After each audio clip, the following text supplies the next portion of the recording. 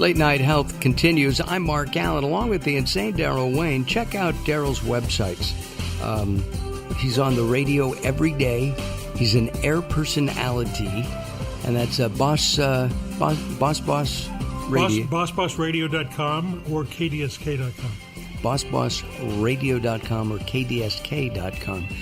Late Night Health is on KDSK. It is. Actually, it's on KMIN. Oh, that's right, KMIN. .com. Got it. We're going to go to Boston, I think, and we're going to have some giggles and joy with our next guest, Ariane de Bonvoisin. And I'm trying to do a Maurice Chevalier there. Ariane de Bonvoisin. She's written a series of books called Giggles and Joy, Spiritual Life Lessons for Kids. Ariane, welcome to Late Night Health. Hi, Mark. Really nice to be with you. Thank you. Are you a mom? I'm definitely a mom. I love being a mom. I have a 4-year-old boy called Everest. Everett, like the mountain. Everest. Mount Everett. Yes. Is he a challenge for you to climb? You know, that's interesting. I wanted a name that was about nature and inspiration and passion, and I also have quite a strong spiritual path and practice, and Mount Everest is one of the more spiritual mountains out east. But yeah, emotionally, he can be my Everest. And, but I welcome that because I see it as just an opportunity for me to see my own stuff in some ways. Well, these are beautiful books, all created by women. The art and the writing. Your co-writer is living in one of my favorite places in the world, that's Cape Town, South Africa. And I just came back from living there myself for the last 5 years. Oh my goodness! Yeah, beautiful place. It is a beautiful place. And where are you now? I'm actually based in New York City. Oh, okay. I was born here. My parents are French and Belgian, and I married a South African, and I grew up in Asia. So. Very global. Oh boy, dinner at your house must be a lot of fun. Yeah. How did you come up with the idea of sharing spirituality with really, I would say, young kids, maybe 2 to 6? Yeah, that is really the age group. You know, there's a lot of things that informed it. You know, my own education was great and brilliant, and I'm grateful, but it was very focused above the neck. My mind was very developed, and my heart and my spirit weren't. And I see it sort of, our focus right now in the world is really about the mind of our children. And I feel what's most missing is giving them a boost to their spirit and showing them, how amazing their heart is, and self-esteem and self-love and self-trust and intuition and self-kindness and self-compassion. And I saw it missing in a lot of grown-ups and adults that I coach and that I've worked with. I see it missing all around me. And, I look at even the state of our country. I think we need more spiritual health. And, we're really in a spiritual crisis. And I think that most of what is imprinted in us happens, by the age of 4, 5, 6. A lot of neuroscientists have said that. And there's really an opportunity to give our children something that is below the neck, something that nurtures them and builds them up beyond just reading and math and performance and achievement. The spirituality aspect of life, does that affect one's health, especially a young child? Oh, I love that question. I think it is. I think it is intimately, intertwined, not only with young kids but also with grown-ups. I think that you look at even suicides that are happening. You see every box is ticked, and I always wonder if that spirituality box was ticked. There's a very famous book that also inspired this series called The Spiritual Child by a woman called Lisa Miller, who also endorsed the Giggles and Joy series, and she did the longest study on the impact of spirituality on kids. I think she followed kids for 25 years. And the impact was extraordinary in terms of better emotional health, no depression, no use of drugs, no terrible addictions, much lower teenage pregnancy. So within 25 years, the level of happiness, inner happiness versus just externally getting everything that you think is going to make you happy was dramatic. You also are endorsed by the founder of the Mind Up program, and that's Goldie Hawn. Yes. We love Goldie. Goldie, I've always been a huge fan by virtue of how real she is, how authentic she is, how passionate she is, how human she is, really. I think you'd ask anyone on the planet, there's an aspect of her that's so real and transparent. And I think, to bring it to what she does for kids, and my humble hope of what I think some of these books can do, is to really remind kids and build up what I call their humanity skills. And by humanity, I mean permission to be human, permission to be wrong, permission to, make mistakes, permission to not have to be perfect, permission to not have to perform to get love. So there was a real sort of, blending in some ways. She does tremendous work for schools, and we've sent a lot of the Giggles and Joy books into her schools. But to really sort of look at what is it in the child that's already there, and how can we give a tool to parents, grandparents, teachers, caregivers who are really trying to be the most conscious parents they can. So the books, in some ways, it's sort of like a co-reading project. I read some of these stories. There's a story in there called Bye Bye Bad Day. And sometimes when I read it, I get a little teary, and because, we also need to be able to get better at managing and handling, how do we deal with our bad days? How does the child deal with being sad or being mad? Well, I was going to say after health. Right, and I was going to say that this is not just for kids, because I read it and I thought, wow, that's true.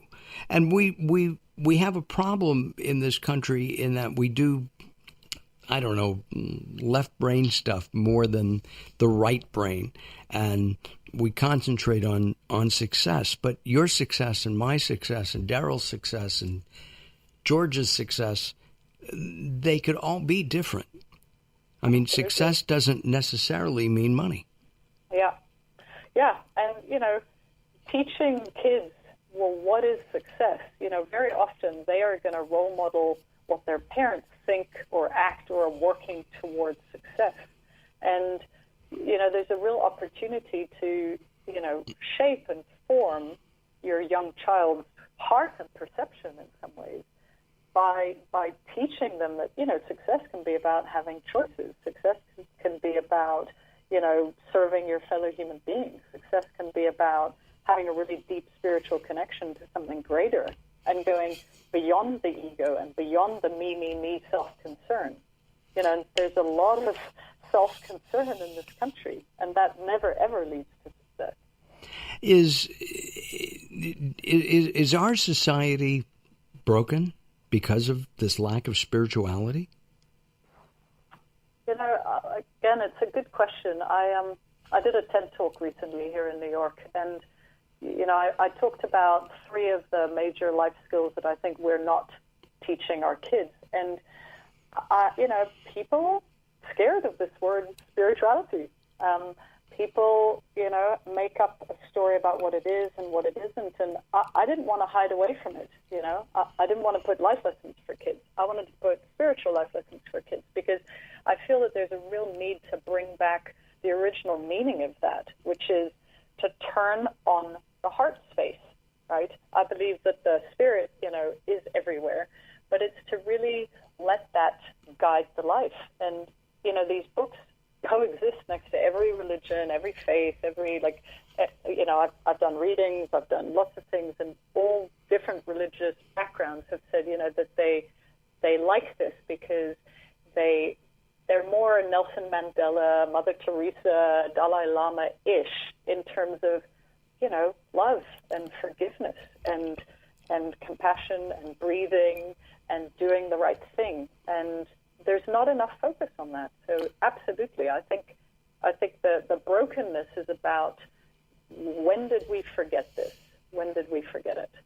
You just spent 5 years living in Cape Town, South Africa. It's a beautiful place. Is there a different feeling about spirituality in Cape Town, in South Africa, in Europe, in Asia than there is here in the U.S., do you think? I'm not a fan of generalizing because I know that there's some beautiful spiritual people that live in the U.S. as well. What I will say... I'm beginning to have my doubts, but go ahead. Having lived on the African continent, and I went from New York City to there, and coming from New York to Cape Town, I mean, it was like getting off drugs in terms of the intensity and what we demand from ourselves. So what I see is that, people like themselves more there. There's a lot less self-judgment. There's a lot less comparison. There's a lot less competition. There's a lot less of the sort of beating yourself up because, you didn't get or you didn't create or you didn't do something. And that creates a sort of an inner peace that I think a lot of people are missing here.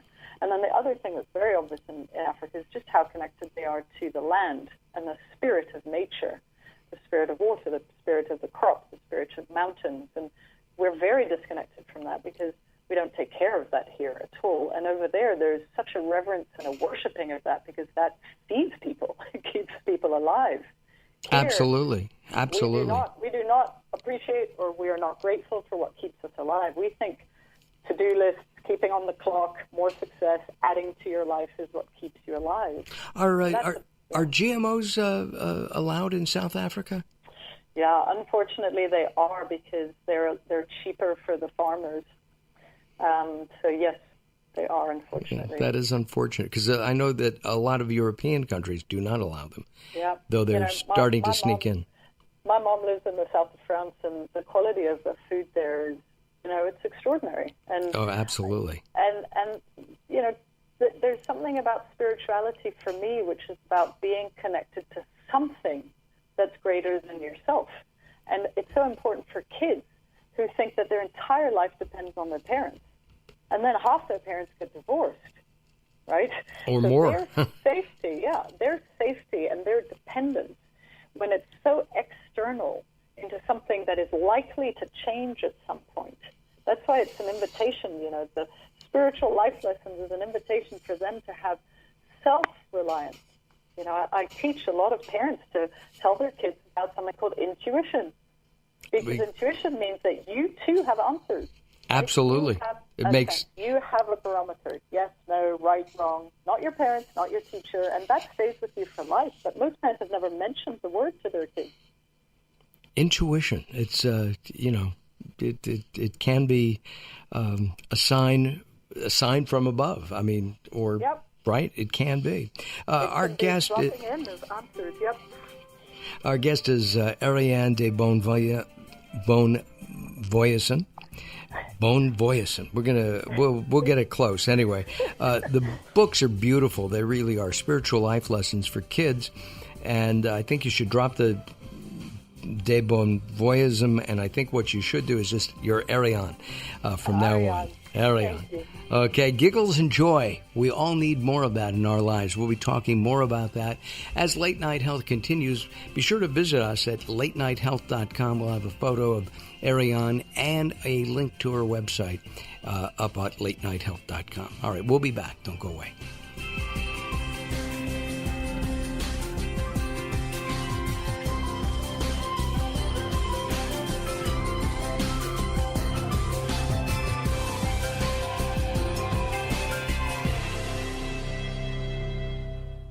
Welcome to Guide to the Soul. This is Robert Clancy. Peace of mind is a beautiful thing, but peace of heart allows you to see the beauty in everything. When you take pause for the little moments of life, you will truly see how beautiful it is. Fill your soul with every one of these little moments and enjoy the peace and grace you discover there. This could be as simple as a child's smile or the sun rising over the horizon you experienced this morning. True peace isn't some unattainable ideal. It's the divine light that beckons us all back to the loving arms of our Creator. For more inspiration from Robert Clancy, visit GuideToTheSoul.com or go to the Moments with Robert page on LateNightHealth.com. The stigma around mental health disorders and suicide is still very strong in our culture. It's an uncomfortable topic for many of us, and yet it's something we can't afford to ignore, according to Dan Shuck, the author of A Glass Half Empty or Half Full, a children's book for grown-ups. Last month, the CDC released a study that reports suicide rates went up more than 30% in half the states since 1999. A Glass Half Empty or Half Full, a children's book for grown-ups, takes a new approach to addressing mental illness. The book playfully explores pessimism versus optimism to find balance, manage stress, and enjoy life. The book uses humor to provide an opportunity to determine the fullness of our own glass and how to apply it to our daily lives. Donations from the proceeds of the book will be made to a Glass Half Question fundraising campaign for the Brain and Behavior Research Foundation. A Glass Half Empty or Half Full, a children's book for grown-ups, is available from Amazon.com, Kindle, and Barnes & Noble. For more information, visit www.glasshalfquestion.com.